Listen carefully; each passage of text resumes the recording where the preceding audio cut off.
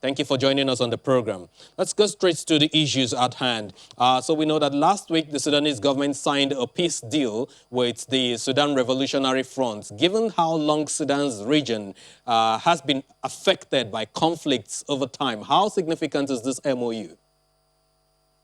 Right. Thanks for having me on the program. Yeah, so this agreement is actually very significant for Sudan, and this is because the peripheral regions of Sudan, especially in the south and the west of the country, have been affected by instability, quite severe instability and conflict for almost 2 decades.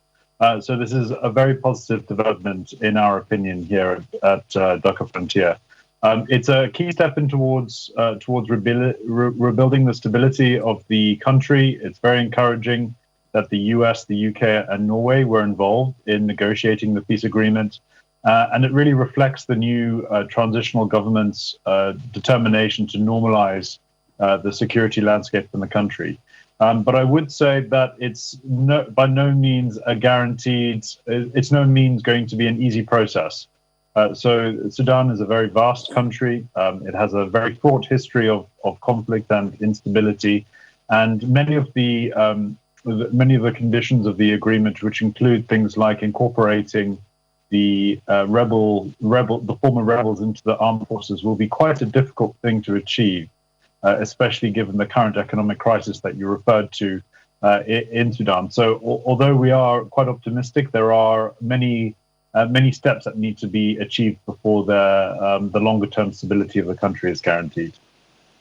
Whichever way, there has to be some kind of a solution to this quagmire, basically. But we know that the government has declared a state of emergency following severe floods since Sudan was already enduring an economic crisis. But how much of a setback do these floods represent for the economy's outlook?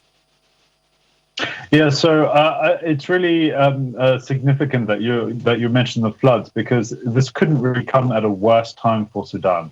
The Nile, as we know, reached its highest level in over 100 years, and this is happening when the country is battling, as we know, an economic crisis, which has been driven mainly by the loss of oil revenues following the secession of South Sudan. The economy has been in a really deep crisis for a long period of time, and it was one of the drivers of the coup last year. Now, the floods will really set back the development of the agriculture sector. You know, as you mentioned, there's a potential famine in the region, and this will increase suffering of the population. And the fact is that the government really doesn't have the resources to provide the humanitarian relief that Sudan needs as a result of the floods and the difficult situation there. So it really is a major setback, and it couldn't really be coming at a worse time for the country.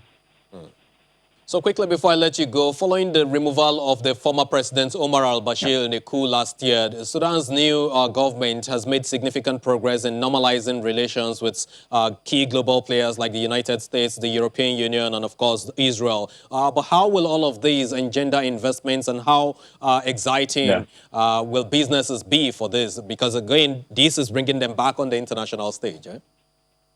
Yeah, that's right. So this is really the most common question we get from our clients about Sudan is when can we start doing business again? Because it's a very big market. It's mainly underpenetrated by businesses. The government has made significant progress, as you've said, in terms of normalizing relations with main global players. But the key stumbling block is that Sudan remains a state sponsor of terror, according to the United States State Department. And there's one condition now that Sudan needs to fulfill in order to be removed, and that is the payment of around about $330 million to victims of terror, which, and setting aside the merits and the arguments of this condition, this is something that Sudan is really going to struggle to afford. And this is a problem because until Sudan is removed from this list of state sponsors of terror, insurance companies will not want to underwrite businesses that operate in Sudan, and banks won't want to transact with companies in Sudan. So that's a major hindrance for investors in Sudan for the foreseeable future. So the high risk over there is something that they have to find a way to cut down. Well, Matt Kidinga, a senior analyst for Sub-Saharan Africa at Dhaka Frontier, thanks a great deal for your insights on the show this afternoon. I appreciate them.